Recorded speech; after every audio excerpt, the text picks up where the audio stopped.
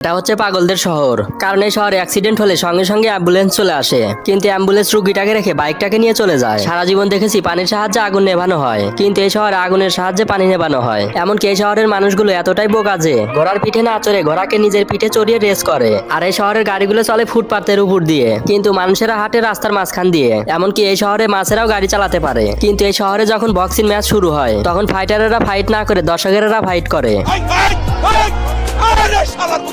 ছোটবেলায় গল্প শুনেছিলাম পরীরা এসে বাচ্চাদেরকে ডেলিভারি করে দিয়ে যায়, কিন্তু এখানে তো বক এসে বাচ্চাদের বাবা মাকে ডেলিভারি করে দিয়ে গেল। আর এটা হচ্ছে পৃথিবীর সব থেকে বিখ্যাত কলেজ, কারণ এই কলেজে পড়াশোনা করার জন্য ভর্তি হলে তাকে পড়াশোনা শেষ করে কামলা দিতে হয়।